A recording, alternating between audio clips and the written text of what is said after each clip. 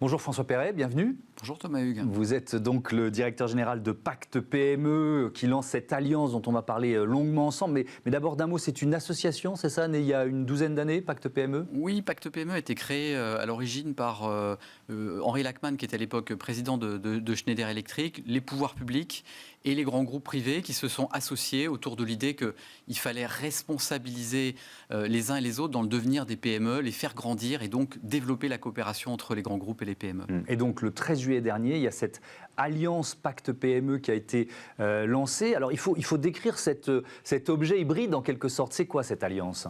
Donc une alliance proclamée par Olivia Grégoire, la ministre en charge des PME, et qui vise finalement à créer un dispositif qui va embarquer les PME sous-traitantes des grands comptes dans la décarbonation et la transition énergétique. Alors pourquoi est-ce qu'on en a véritablement besoin? C'est parce qu'aujourd'hui, à la fois l'ambition nationale en matière de décarbonation est élevée, mais on y va un petit peu en ordre dispersé. Il y a des obstacles financiers pour les PME. Comment est-ce qu'elles arrivent... Ça coûte cher de lancer la transformation. Financer en effet la décarbonation et la transition énergétique, c'est pas rien. Il y a un bilan carbone à faire, il y a un plan d'action, mais il y a surtout des solutions technologiques pour gagner en efficacité énergétique sur lesquelles il faut investir. Et donc on s'est dit qu'on n'allait pas laisser les PME y aller toutes seules et qu'elles pourraient profiter de la force d'entraînement des grands groupes. Les grands groupes, eux, je vous rappelle qu'ils ont un plan décarbonation, mais ils ont l'enjeu de ce qu'on appelle le scope 3 pour leurs émissions indirectes. Les émissions indirectes sont celles finalement de leurs fournisseurs. Donc ils sont intéressés à cette démarche d'embarquement des PME. Alors on va rentrer dans le détail en voyant la liste de ces 7 grands comptes, ces 7 premiers grands groupes engagés, Aéroports de Paris, Bouygues Construction, EDF, Engie, Sanofi, Schneider Electric et Thales. Il y a d'autres grands groupes ou d'autres grands comptes qui pourraient rejoindre cette alliance? On est en discussion évidemment avec d'autres grands groupes. Il y a effectivement cet effet de 13 juillet de lancement. Il faut qu'on mette en place maintenant le dispositif. On est en train de choisir les opérateurs qui vont assurer l'accompagnement des PME. On a bâti des parcours qui tiennent compte du niveau de maturité des PME. On a celles qui ont vraiment rien fait, qui ont déjà un peu pris conscience, mais qui n'ont pas fait de bilan carbone. On a celles qui ont déjà fait un bilan carbone, mais qui n'ont pas encore de feuille de route. Et puis on a celles qui sont beaucoup plus avancées et pour lesquelles il va falloir proposer des solutions d'accompagnement sur les choix technologiques. Donc évidemment, on construit ces parcours et derrière, bien évidemment, on discute avec l'ensemble des grands groupes de la place. Mais ça veut dire, là je me place du côté des PME, ça veut dire qu'il ne faut pas forcément être déjà engagé dans une transition ou à maturité pour pouvoir bénéficier de cette alliance? Il faut qu'on soit évidemment très pragmatique. La situation sur le marché, c'est quoi? On a à peu près 8 entreprises sur 10 qui n'ont pas engagé de démarche. Disons 7,5 sur 10 qui n'ont pas engagé de démarche. Rien du tout. Rien du tout. Donc elles sont dans la prise de conscience et elles sont en train de se dire comment je vais faire, quels moyens il faut que je consacre, comment j'embarque mes équipes, comment j'avance en termes de méthode. On a celles qui ont déjà accompli un bilan carbone, on ne va pas leur redemander de le faire. On va s'appuyer sur ce bilan carbone et on va les accompagner vers le plan d'action. Et puis enfin, on a celles qui sont vraiment les plus matures et qui, elles, ont plutôt besoin d'être accompagnées pour l'identification des solutions technologiques. Mais il y a à peu près 150 000, 146 000 PME en France aujourd'hui. Pour démarrer, évidemment, vous n'allez pas accompagner 146 000 PME d'un coup. Il y en a combien qui sont concernés, d'ores et déjà? Alors, notre priorité, c'est l'industrie. L'industrie, c'est 18% des émissions de gaz à effet de serre. L'industrie, c'est donc à peu près 33 000 PME. C'est ces 33 000 PME qu'on vise en complément des efforts accomplis par ailleurs par les pouvoirs publics. Je rappelle qu'il y a le dispositif ADEME, il y a le dispositif BPI France et en termes plus de sensibilisation, le dispositif des chambres de commerce. Donc nous, on ne va pas repartir d'une page blanche, on va plutôt compléter ces dispositifs en s'appuyant sur l'effet de levier des grands comptes. Ce sont les grands comptes qui déterminent quelles PME industrielles sont éligibles à notre dispositif. Et effectivement, vous avez raison, on ne va pas accompagner d'emblée 33 000 PME industrielles. On a un objectif qui nous a été fixé par l'État d'accompagner 3 500 entreprises d'ici 2025.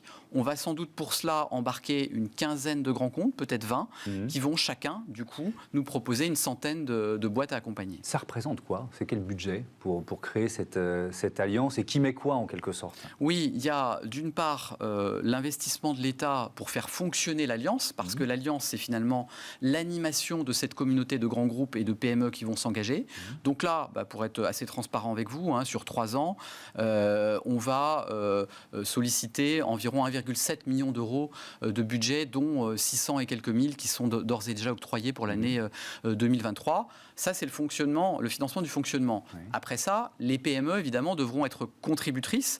Et tout notre objectif à travers l'Alliance, puisqu'il y a du volume en termes d'accompagnement, c'est de négocier des prix plus favorables avec les opérateurs et d'offrir également aux PME, de mettre à leur disposition des dispositifs de subvention publique, donc de porter à leur connaissance tout ce qui existe en termes de prêts verts pour réduire la facture.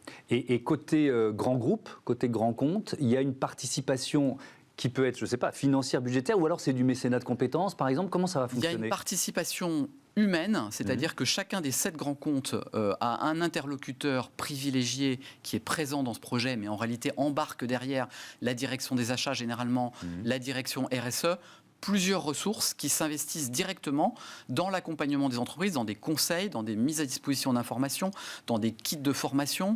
Donc il y a ces 7 grands groupes qui réellement se prennent en charge pour accompagner leurs fournisseurs dans le travail. Donc c'est de l'accompagnement humain, c'est peut-être pas du mécénat de compétences, mais on est dans cette logique-là. Vous parliez des opérateurs, la sélection des opérateurs, on parle de qui? On parle d'opérateurs privés principalement, oui. Puisque on ne va pas aller chasser, j'allais dire, sur le terrain des opérateurs publics qui ont déjà leur public à aller chercher. Nous, on va compléter le dispositif. Et vous savez, aujourd'hui, les opérateurs privés, c'est dans une cartographie qu'on a commencé à réaliser, c'est entre 400 et 500 opérateurs. Autant dire qu'aujourd'hui... Mais qu'est-ce qu'elles font? C'est quoi? C'est du conseil en transformation environnementale, en transformation sociétale? Elles ne sont pas toutes exactement sur la même profondeur d'intervention, mais globalement, vous avez celles qui, en effet, accompagnent au bilan carbone et au plan d'action. Puis vous avez celles qui font ça, mais qui sont également plus en aval dans la détection des solutions technologiques. Alors je regarde, on parle de stratégie bas carbone. En préparant l'émission, je me suis dit, mais au fait, on emploie cette terminologie tout le temps. C'est quoi exactement? L'objectif, c'est de réduire les émissions françaises de 55% entre le point de départ qu'on s'est donné, c'est 90 et 2030. Pour ça, il faut embarquer les PME, on a bien compris, vu ce qu'elles représentent dans le tissu économique français.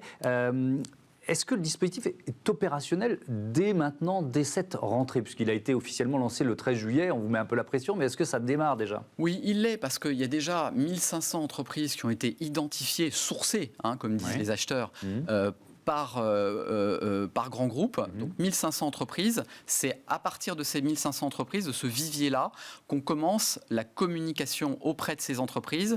On leur fait remplir ce qu'on appelle une enquête de maturité pour savoir d'où elles partent, est-ce qu'elles ont réalisé ou pas un bilan carbone, à quel secteur elles appartiennent, quelle est leur taille, en fonction des spécificités également sectorielles ou géographiques. On ne va pas adopter exactement le même parcours. Donc oui, elles réalisent une enquête de maturité, elles vont signer une charte d'engagement dans le dispositif et dès le début de l'automne, on va pouvoir leur proposer un ou plusieurs opérateurs pour les accompagner en fonction de la consultation, de l'appel d'offres qu'on va réaliser dans les prochaines semaines. Alors là, je me place du côté des patrons ou des cadres de PME qui sont sans doute en train de nous regarder. On a beaucoup de téléspectateurs qui viennent de cet univers. Est-ce qu'ils peuvent candidater ou est-ce que ça ne marche pas comme ça? Vous nous avez dit c'est plutôt les grands groupes qui identifient dans leur scope 3 des PME industrielles avec lesquelles elles travaillent. Est-ce que malgré tout, certains peuvent candidater? Comment ça marche? C'est vrai qu'il y a 3 leviers pour entrer dans le dispositif. Le premier, vous l'avez évidemment signalé, c'est le sourcing grand compte. Oui. Donc ça, je dirais que ce sera probablement entre 70 et 80% des flux. Le deuxième levier, ça va être des fédérations professionnelles, des collectivités locales qui, dans une filière ou un territoire, vont vouloir embarquer des PME dans le dispositif. Et enfin, le troisième levier, c'est la candidature directe. On ne va pas empêcher à une PME qui a envie d'entrer dans un parcours décarbonation de le faire. Mais elle a de vraies chances d'y entrer? Oui, parce qu'en réalité, on doit tous devenir plus verts. Donc en réalité, on ne va pas faire de sélection sur des critères qu'on ne peut même pas imaginer. Oui. Si je vous titille un peu, c'est quand même d'abord un outil créé pour les grands groupes pour améliorer leur scope 3. D'ailleurs, vous êtes transparent là-dessus. C'est évidemment le point de départ. Mais pourquoi? Parce que finalement, c'est ça qui va peser le plus en termes d'impact sur le résultat obtenu en termes d'évitabilité finalement de tonnes de CO2. Donc on s'intéresse d'abord à la population industriel d'une certaine taille qui va effectivement être responsable d'une partie des émissions, qui va devoir changer ses process industriels. Et c'est cette révolution qu'on veut amorcer à partir des entreprises les plus importantes. Un dernier mot, il nous reste un peu plus d'une minute, donc on l'a bien compris, se focaliser avec cette alliance Pacte PME sur le tissu industriel. Le bâtiment, c'est un gros émetteur de gaz à effet de serre en France et dans le monde, et c'est peut-être le secteur d'activité où il y a le plus de PME. Justement, elle représente, je sais pas, 90-95% sans doute des entreprises. C'est la cible suivante. Il y a d'autres leviers pour que le bâtiment se transforme. Le bâtiment fait partie aussi de notre dispositif. C'est la raison pour laquelle on a embarqué Bouygues Construction avec nous. Et donc, il y a évidemment un énorme enjeu de baisse des émissions de CO2 associées à la construction des nouveaux bâtiments. Et je crois qu'effectivement, que ce soit Bouygues Construction, Vinci, Eiffage, on voit qu'il y a un effort là aussi pour embarquer les fournisseurs. Et vous l'avez dit, c'est un milieu, c'est un écosystème extrêmement décentralisé, extrêmement émietté, le bâtiment. Donc là, il y a énormément de PME et de TPE à toucher. Il faut qu'on les embarque également dans le dispositif. Merci beaucoup François Perret, c'était passionnant. Bon vent à cette alliance Pacte PME. On passe tout de suite à notre débat. Le photovoltaïque est-il victime de son succès ?